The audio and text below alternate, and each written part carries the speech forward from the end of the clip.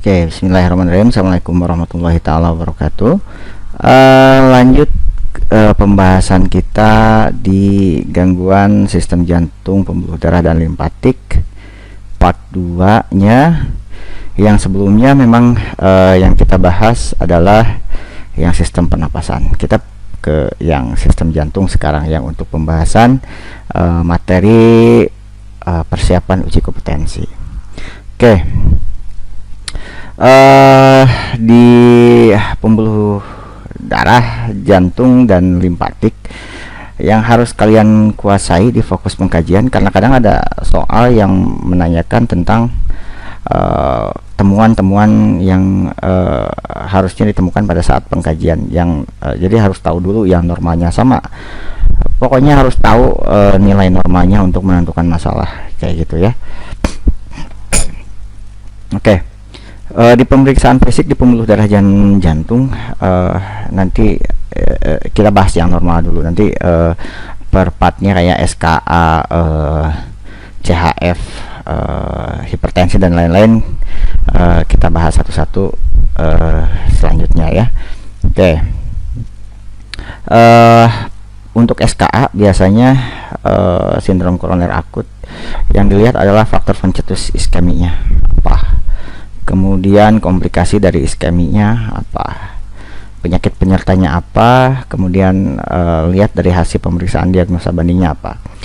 Kemudian kalau untuk bunyi-bunyian auskultasinya harus tahu dulu ya, yang normalnya kan bunyinya hanya S1 S2 ya. Kalau ada bunyi jantung S3 itu nggak normal, kecuali pada anak-anak, itu anak bayi baru lahir biasanya masih ada. Kemudian karena jantung dan paru itu chemistry-nya sangat baik gitu ya, jadi kalau ada kelainan pada jantung biasanya ditemukan juga gangguan pada pernapasannya, temukan ronki halus. Kemudian harus dilihat juga ini nih, harus jadi wanti-wanti hipotensi, hendaknya harus selalu diperiksa untuk melihat adanya komplikasi dari iskemi. Kemudian kalau ada regurgitasi katup mitral, itu juga pada penyakit jantung ya, itu di vignette kadang muncul juga ya. Kemudian ini yang muncul biasanya di vignette tuh hipotensi, diaporesis itu berkeringat gitu ya. Kemudian ronki basah di parunya halus. Kemudian udem paru yang tadi saya bilang, karena jantung dan paru saling keterkaitan gitu ya. Kalau ada gangguan di jantung biasanya di pernapasan di paru juga bermasalah.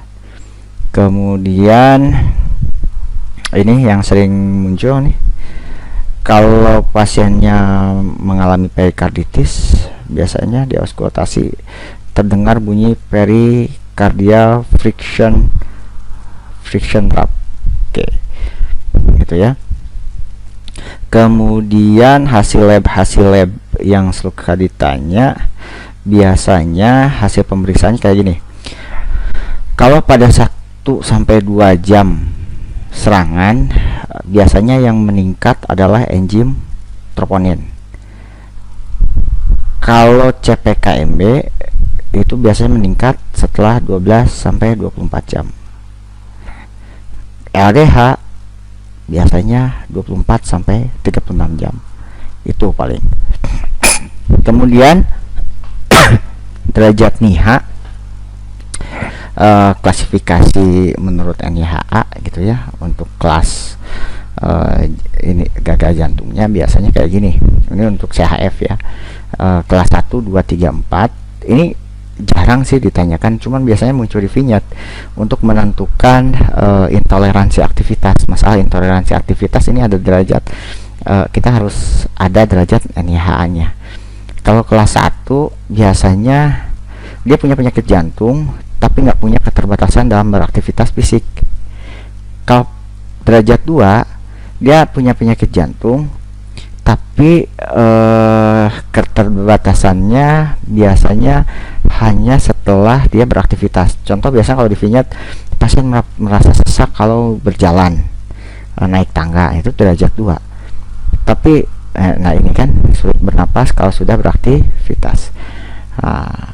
Kalau derajat biasanya yang di vignette tuh yang dimunculkan yang derajat 2 nya. Kalau derajat 3 dia punya keterbatasan aktivitas, jadi dia nyamannya pada kondisi istirahat.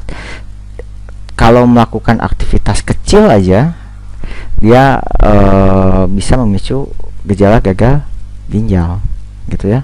Itu derajat 3. Kalau derajat 4 dia bahkan pada saat istirahat pun dia menimbulkan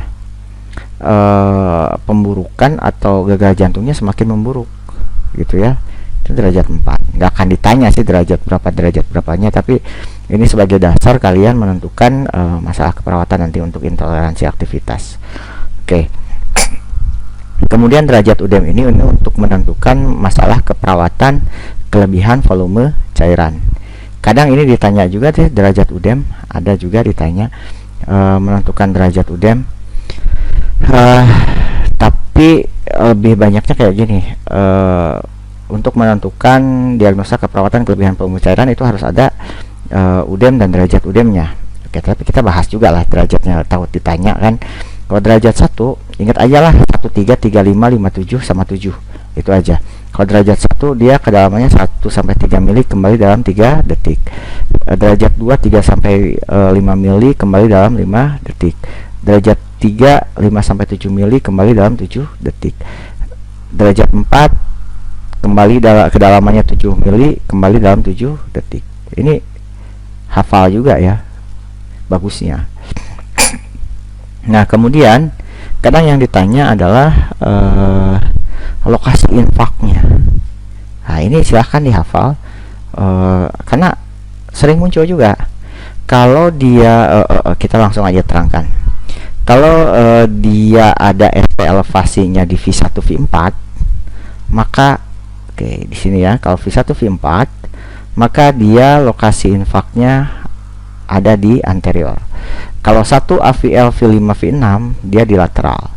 Kalau 2 3 AVF lokasi infaknya di inferior. V7 sampai V9 itu dia letak infaknya di posterior. Kalau di ventrikel kanan, maka kita lihat dia V3R sama V4R, ngukurnya ke kanan EKG-nya gitu ya. Ini wajib dihafal juga untuk mengetahui di mana lokasi infaknya. Biasanya ini ke curah jantung juga nih. Ada ini curah jantung datanya. Kemudian menentukan frekuensi ini jarang sih ya, jarang. Tapi kalau mau silahkan, tapi jarang lah muncul. Oke, kita bahas kasus per kasus. Pertama sindrom koroner akut dulu, SKA.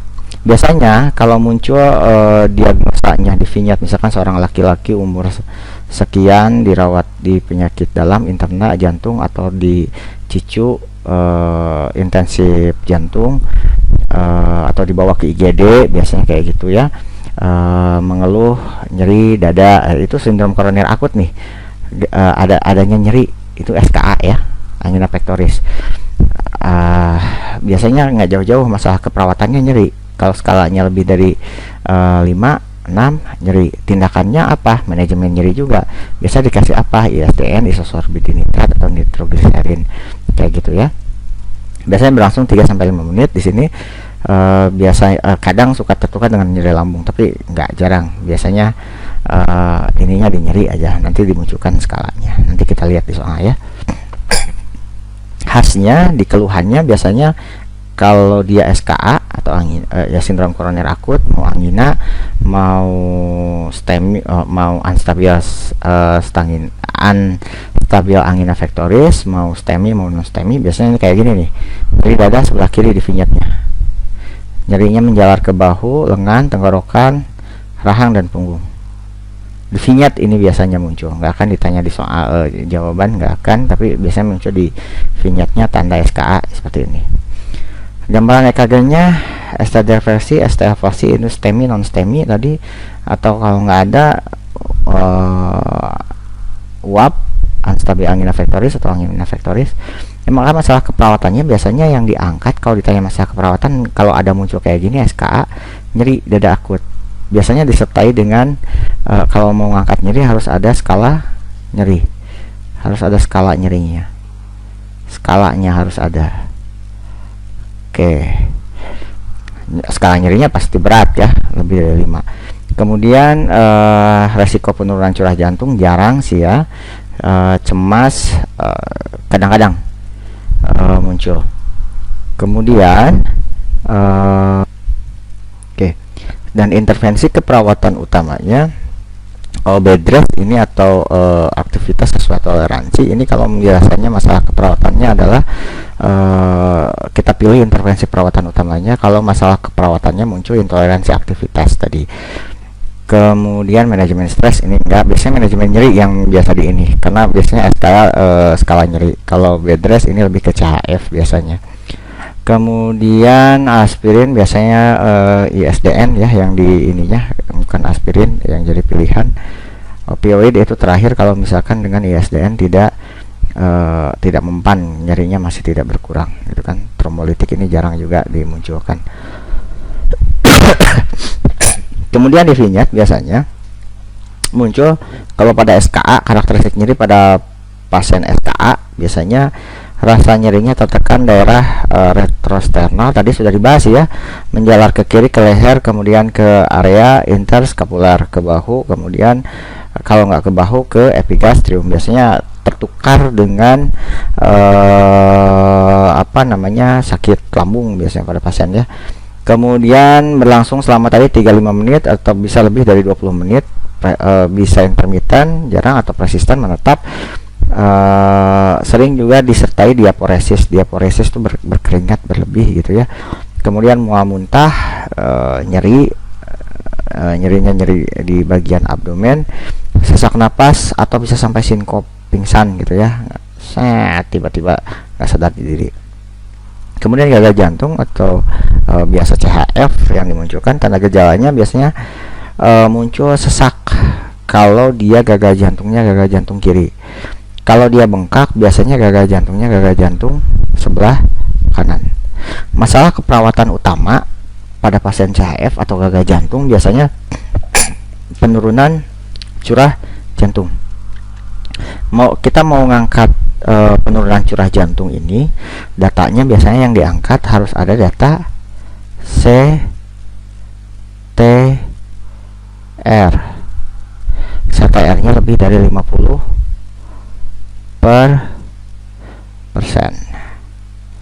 Oke, maka kita angkat penurunan curah jantung, atau datanya pada ekokardiograf, pada pemeriksaan USG ekokardiogram biasanya ada pembesaran jantung, maka kita angkat penurunan curah jantung. Kalau intoleransi aktivitas tadi kita bilang ada datanya tadi NIHA-nya gitu ya, pasiennya sesak ketika beraktivitas kayak gitu ya. Kemudian gangguan perfusi jaringan perifer ini muncul kalau ada data CRT-nya lebih dari 2 detik, kan normalnya kurang dari 2 detik ya. Kalau lebih dari 2 detik CRT-nya kadang di muskulo juga muncul ini, tapi kadang di ini juga muncul. Ini kita ambil gangguan perfusi jaringan perifer. Kalau kelebihan cairan, datanya harus menunjukkan adanya udem. Harus ada udem dan derajat udemnya gitu ya. Nah, intervensi keperawatan utamanya peningkatan pompa jantung, bisa pakai pacemaker biasanya, atau penurunan batasi aktivitas tadi sudah kita bahas. Oke, kemudian hipertensi biasanya didefinisikan dia hipertensi kalau dia ada peningkatan sistol yang menetap minimal selama 3 bulan. Kalau dikategorikan dia prehipertensi, sistoliknya 120 sampai 139, diastoliknya 80 sampai 89. Itu pre. Kalau stage 1 140 sampai 159 sistoliknya, diastoliknya 90 sampai 99 mm air raksa. Stage 2 dia sistoliknya 160, diastoliknya 100 mm air raksa atau lebih. Itu udah stage 2 gitu ya.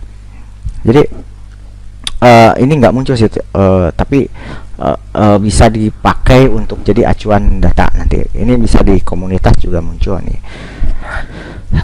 Komplikasinya kalau dari hipertensi ini stroke biasanya di vignette kayak gitu ya, kasusnya stroke karena hipertensi kayak gitu. Masalah keperawatannya, kalau untuk ini nih, maka masalah keperawatannya adalah resiko cedera kayak gitu ya. Intervensinya ya tadi, berat badan, kemudian aktivitas dan obat-obatan tadi ya, dan hindari faktor resiko. Obat-obatnya sih nggak pernah ditanya gitu ya. Kemudian untuk diagnosa dan evaluasi keperawatannya tadi sudah kita bahas sih, sambil ada penurunan cardiac output, curah jantung atau penurunan curah jantung. Datanya tadi apa? Harus ada CTR nya lebih dari 50%. Data yang lain apa biasanya? Ini yang sering ini, kemudian ini, kemudian hasil EKG-nya tidak normal, kemudian vena jugularis meningkat kayak gitu ya, sinkop gitu ya. Nah, itu curah jantung. Kalau di SKA biasanya yang diangkat ini nyeri. Gampang, ininya apa? Skala nyerinya gitu ya. Skala nyerinya. Nyerinya harus berkurang langsung. Terus kalau proporsi jaringan perifer tadi harus ada data CRT-nya lebih dari 2 detik tadi ya. Tanda Homan positif juga tuh biasanya. Kemudian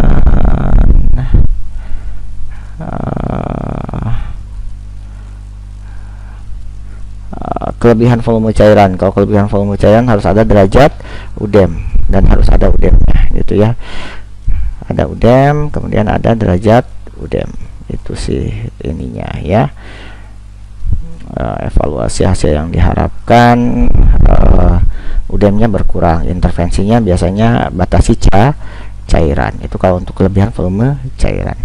Kalau untuk intervensinya, untuk manajemen nyeri di SKA biasanya yang sering muncul adalah dikasih ini, kalau dikasih aspirin ini untuk mengurangi nyeri, atau ini dikasih nitrogliserin. Kalau nggak ada dikasih ISDN gitu ya. Ini yang biasa ditanya, dikasih ini adalah cara pemberiannya. Ini di bawah lidah kalau ISDN tadi ya. Kalau nggak mempan baru dikasih morfin gitu ya, secara intravena.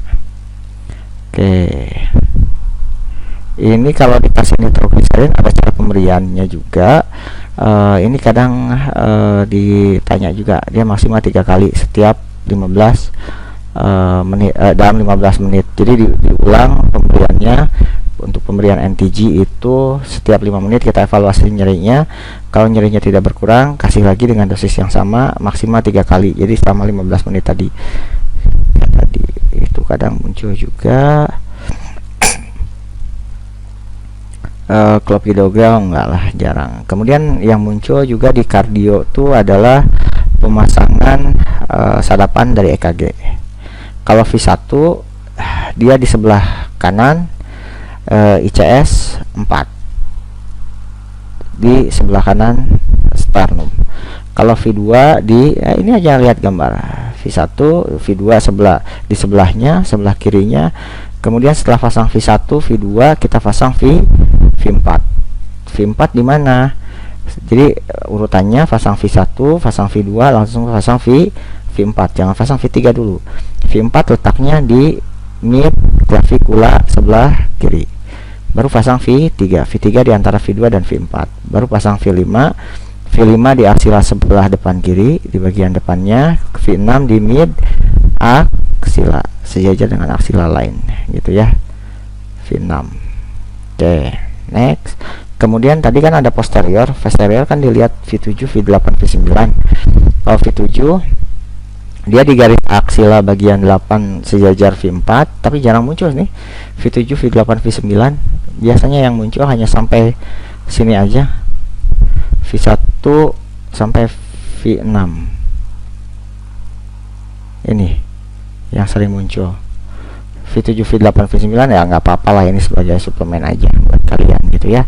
Yuk ke bagian belakang. Biasanya V7, V8, V9 diperiksa kalau dia yang kenanya inferior gitu ya, di 23 APF kena, baru kita pasang V7, V8, V9. Kemudian ke kanan juga, ke V3R sampai V9R juga dia dipasang sebelah kanan. Memang jarang sih, mungkin kalian juga jarang mungkin ya ininya menemukan di lapangan gitu. Oke. Kemudian yang muncul yang selain itu, ini di KGD juga muncul, adalah tentang DC shock gitu ya. Yang ditanya biasanya adalah dia shockable atau unshockable gitu ya. Nah gini, membedakan antara shockable sama unshockable. Kita lihat dia VT atau VF aja, VT VF atau asistol atau PA. Kalau dia asistol atau PA, atau ada PA itu pulseless activity, jadi dia ada aktivitas listrik jantungnya tapi dia nggak tanpa nadi, nggak ada nadi. Nah itu PA namanya. Atau asistol atau tit lurus, itu jangan dilakukan DC shock gitu ya. Nah itu terus kalau yang shockable itu kalau di monitornya muncul VT atau VF, tapi dengan catatan untuk VT itu kalau dia muncul VT kita harus cek nadinya dulu. Kalau VT dia nggak ada nadinya, maka masuk ke PA, unshockable. Jadi kalau soalnya kayak gini, misalkan muncul pasien tidak sadarkan diri, kemudian dilakukan RJP, kemudian dicek iramanya, muncul iramanya VT. Apa yang harus dilakukan tindakan oleh perawat? Cek nadi dulu, jangan langsung dilakukan DC shock, cek nadi dulu. Tapi kalau VF dia tanpa cek nadi itu langsung aja dilakukan DC shock. Kalau VF, kalau VT harus cek nadi dulu. Itu sih biasa yang ditanya. Kadang juga ditanya obat-obatannya, tapi jarang lah ya, hanya shockable, unshockable aja biasanya yang dasar kayak gitu. Fibrilasi ventricle jarang, takikardi vertikal ini sih apa ya, harus tahu normal dulu ya, mana sinus, ritem, irama jantung yang normal kan dia 60 sampai 100 gitu ya, harus tahu aja gitu ya. Kalau di bawah 60 bradi, kalau di atas 100 taki. Kemudian harus tahu juga irama gitu ya, untuk di jantung ya, untuk EKG ya. Harusnya itu tadi saya terangkan juga untuk yang ini, cuman untuk menghemat durasi. Nanti kalau ada yang mau silahkan di komen aja, jangan lupa subscribe nya kalau mau lebih lanjut gitu ya, mana yang belum paham. Nah kalau dia sinus, dia gelombangnya harus lengkap, ada gelombang PQRS, T nya itu harus lengkap gitu ya, gelombang PQRST nya harus lengkap. Tapi kalau tidak sinus, nggak ada salah satu, itu udah nggak sinus gitu ya. Tandanya kayak gitu aja sih kalau untuk menentukan pilihan mana dia sinus takikardi, sinus bradikardi, atau bukan sinus, ventricular takikardi atau ventricular fibrilasi kayak gitu ya. Pasti hilang PQRS nya untuk menentukan pilihan kayak gitu sih. PA tadi sudah, asistol sudah. Kemudian untuk kelebihan volume cairan biasanya ini nih yang ditanya untuk evaluasinya. Intake outputnya dicek, ini untuk kelebihan volume cairan. Kemudian ini urin output, yang normalnya urin output itu 0,5 sampai 1 cc per kilogram berat badan per jam. Jadi kalau ditanya untuk evaluasi, misalkan di sana seorang pasien CHF ada UDEM bla bla bla bla bla, kemudian dikasih terapi anti diuretik, Ini tentang kelebihan cairan ya. Apa yang harus dievaluasi? Yang dievaluasinya kalau dikasih antidiuretik ya biasanya urinnya, urin outputnya. Misalkan di sana berat badannya 50 kg, maka urin output normalnya ya ini dikalikan ini 0,5 dikali 50 berarti 25. 1 dikali 50 berarti 50. Berarti normalnya 25 sampai 50 cc per jam begitu. Kadang muncul juga nih. Nah, itu mungkin dari saya untuk materinya dulu. Kita lanjut ke part 2 nya tentang soal. Oke, sekian guys, nanti lanjut untuk apa namanya yang jantung tentang pembahasan soalnya. Oke, see you di part 2 soal, bahas soal jantung.